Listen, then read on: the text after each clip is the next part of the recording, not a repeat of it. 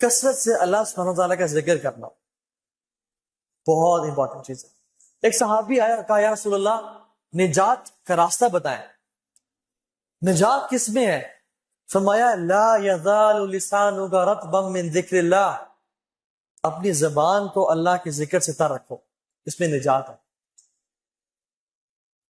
اپنی عقبہ بن عامر, اپنی زبان کو اللہ کے ذکر سے تر رکھو.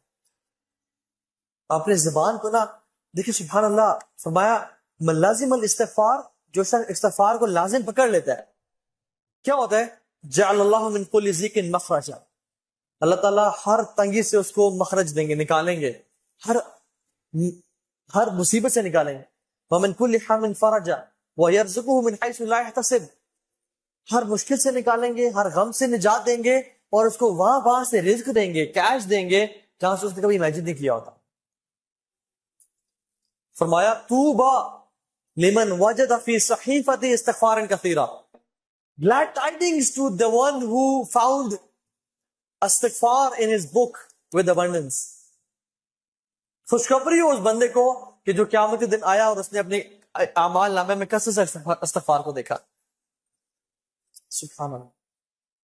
امام احمد بن حنبل سفر کر رہے تھے, بڑا فیمس واقعہ ہے, سفر کر رہے تھے, رات لیٹ ہو گئی, مسجد میں اجازت ہے کہ میں رات یہاں رہ لوں, تم نے کہا نہیں آپ یہاں رات نہیں رہ سکتے.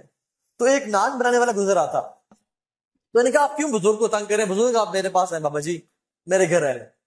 تو نے کہا ٹھیک ہے.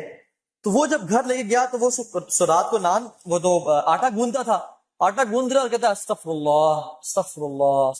امام احمد بن حنبل رحمہ اللہ بیٹھے ہوئے, کہتے ہیں آپ کو اس ذکر نے کبھی زندگی میں فائدہ بھی پہنچایا ہے؟ تو نے کہا آپ کو میں کیا بتاؤں. تو وہ اپنے پوچھ لیے, پہلے میں غریب تھا, فقیر تھا, جب سے میں ذکر یہ کرنا شروع ہوا ہوں مال اتنا ہے کہ سنبھالا نہیں جاتا مجھ سے, اور ہر دعا میری اللہ رب العالمین نے قبول کی ہے. بس ایک دعا جو رہ گئی ہے. کہتے ہیں وہ کیا؟ کہتے ہیں سنا ہے کہ امام احمد بن حنبل بڑے امام ہیں, ان سے ملاقات کا شوق ہے, وہ آج تک قبول نہیں ہوئی. امام احمد بن حنبل کہتے ہیں کہ وقد جریرت الیک جرا, ایسے لگتا ہے کہ مجھے آپ کے پاس گھسیٹ کے لایا گیا آپ سے ملاقات کروانے کے لیے. میں ہوں امام احمد بن حنبل. یہ ہے توبہ استغفار کے فائدے, یہ توبہ کثرت سے استغفار پڑھا کریں زندگی میں. اللہ کے نبی اپنی ایک محفل میں, ایک سیٹنگ میں 70 سے 100 مرتبہ استغفار پڑھا کرتے تھے, ایک سیٹنگ. اور کثرت سے درود پڑھے, کثرت درود پڑھا کر.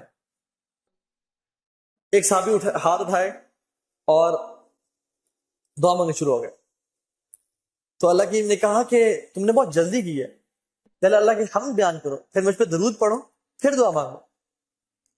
تو انہوں نے کہا کہ ٹھیک ہے رسول اللہ, میں آئندہ اللہ کی حمد بیان کروں گا, آپ پہ درود پڑھوں گا اور پھر دعا مانگوں. تو انہوں نے کہا فَإِن زِدْتَ فَهُوَ خَيْرٌ لَكَ, اگر مجھ پہ درود زیادہ پڑھو گے تو تمہارے لیے مزید بہتر ہے, میرے لیے نہیں, تمہارے لیے بہتر. تو انہوں نے کہا ٹھیک ہے رسول اللہ کہ I will decide 1/3 درود and 2/3 دعاز.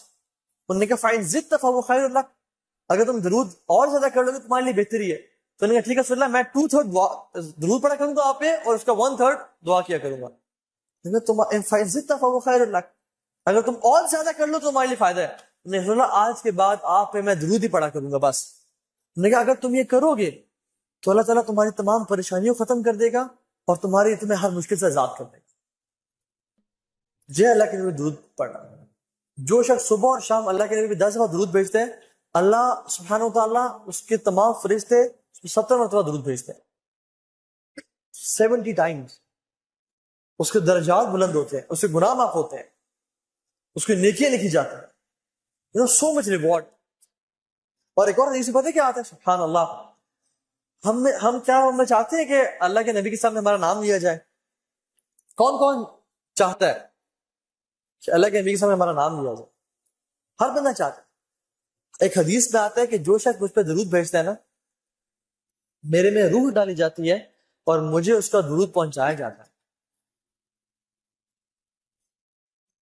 اللہ کے جو فرشتے ہیں نا, نورانی مخلوق, وہ اللہ کے نبی تک اس بندے کا درود پہنچا. جسٹ امیجن سبحان اللہ کہ رسول اللہ صلی اللہ علیہ وسلم کے سامنے یہ کہا جائے کہ یا رسول اللہ آپ کا بندہ عبداللہ بن عبد الرحمن, اس نے آپ پہ درود پڑھا ہے.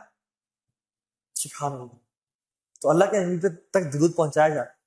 شیخ صالح المغاسمی ہے, وہ کہتے ہیں کہ ان کا آپریشن ہوا, ہارٹ سرجری ہوئی, اور ان کے نا ہارٹ بلاکیج تھے, بہت ساری آرٹریز بلاک تھیں اور اسٹنٹس ڈلے ہوئے تھے, تو بہت ایشوز تھا ان کے اس پہ. تو وہ کہتے ہیں کہ it was a lengthy operation. کہتے ہیں کہ میں بڑا پریشان تھا, ڈاکٹرز نے میرا آپریشن کیا, سکسیسفل ہو گیا الحمدللہ, ٹانگیں لگا دیے, میں اٹھا تو آئی واز ریلیکسڈ. لیکن کچھ دیر بعد ڈاکٹرز دوبارہ آنے شروع ہو گئے, اور جو 7 مشینز تھیں ان میں نا پی پی پی کچھ ہونے شروع ہو گیا, اور ایک ڈاکٹر آ رہا, دوسرا, تیسرا, چوتھا. یہ عرب کے بہت بڑے داعی ہیں, شیخ صالح المغاسمی, ابھی بھی زندہ ہے رحمہ اللہ. تو ڈاکٹرز آئے اور وہ کہتے ہیں میں اب تو بہت پریشان ہو گیا کہ اب کیا ہو رہا ہے. تو انہوں نے ان کی شکل پہ نا پریشانی دیکھی, میں مزید پریشان ہو گیا. تو انہوں نے کہا کہ آپ کے جو بلاکیج تھے نا وہ سم تھنگ ہیپن کہ بہت زیادہ نا بلاک ہو گیا, and we have to reoperate you again, تو ہمیں دوبارہ کھول کے سرجری کرنی پڑے گی. کہتے ہیں کہ پہلی سرجری میں تو I was a but relax, لیکن اس دفعہ میں بہت پریشان ہو گیا. تو وہ لوگ جب گئے اپنے اکوپمنٹس لینے کے لیے اور اپنے چیزیں لینے کے لیے, کہتے ہیں آئی واز ریئلی ورڈ. کہتے ہیں کہ میرے ساتھ ایک نا آئی تھنک لیبنانی نرس کھڑی ہوئی تھی, وہ مجھے کہتی ہے کہ یا صالح صلی علی محمد, اے صالح اللہ کے نبی پہ درود پڑھو. اور کہتے ہیں کہ میں اللہ کے نبی پہ درود پڑھنا شروع ہو گیا, اس یقین کے ساتھ کہ اللہ کے نبی نے فرمایا کہ اگر تم اس پہ درود پڑھو گے تمہارے ساری پریشانیاں ختم ہو جائیں گی اور تمہاری ساری مشکلات کا حل نکل آئے. کہتے ہیں میں درود پڑھنا شروع ہو گیا, حتیٰ کہ جب ڈاکٹرز آئے اور دوبارہ انہوں نے مجھے کچھ چیزیں اٹیچ کی, they were confused and surprised. اور جب میں نے پوچھا کہ یہ کیا ہوا ہے, کہتے ہیں کہ جو رپورٹس ابھی آ رہی تھی کہ بلڈ دوبارہ جو ہے نا بلاکیجز آ گئی ہیں, they are all removed, they are all gone. اور کہتے ہیں کہ مجھے اس دن اللہ کے نبی پہ درود پڑھنے کی فضیلت سمجھ میں آئی کہ کتنا افضل ہے یہ ذکر اللہ کے نبی پہ درود پڑھنا. سبحان اللہ. تو اپنی زندگی کو نا کثرت سے, جب بھی فری ٹائم ہے نا, درود کثرت سے پڑھا کر, استغفار کثرت سے پڑھا کر, دن میں 100 دفعہ سبحان اللہ و بحمدہ پڑھا کر. اللہ تعالیٰ تمام کے تمام گناہ معاف کر دیتے ہیں جو شخص دن میں 100 دفعہ سبحان اللہ و بحمدہ پڑھ لیتا ہے. تو یہ 5 پرنسپلز ہیں جو کہ ہم نے آج ذکر کی ہے, جو کہ انسان کی زندگی بھی بہترین بناتا ہے اور آخرت بھی بہترین بناتا ہے. یہ تو بہت بڑی ڈسٹریکشن میرے سامنے آ گئی ہے. انشاءاللہ we'll end on this, just repeating the 5 points. پہلا پوائنٹ کیا تھا؟ المداومۃ علی الفرائض, فرائض پہ مداومت, کنسسٹنسی. واللہ العظیم انسان کی تراویح میں نکلنے والے آنسوؤں سے بہتر ظہر کی نماز پہ جانے کے لیے جو ایک پسینے کا قطرہ ہے نا, وہ اس سے لاکھ درجے بہتر. ایک انسان تہجد میں رو رہا ہے اور آنسو پہ آنسو بہاتا ہے, اور ایک انسان ظہر کی نماز پہ جاتا ہے اور اس کی جو ماتھے پسینہ آتا ہے نا, وہ اس سے لاکھ درجے بہتر ہے, کیونکہ فرائض اللہ تعالیٰ کے ہاں بہت محبوب ہے. تو المداومۃ علی الفرائض. دوسری چیز تلاوت قرآن, المداومۃ علی تلاوت قرآن.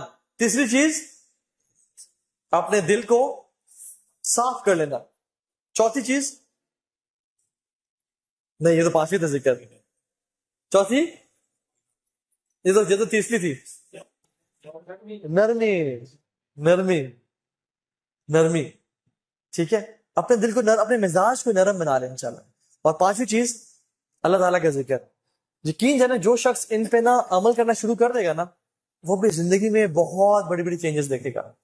اس سے کام آسان ہوتے جائیں گے اور اس کے لیے رزق آ جائے گا اس کے سامنے.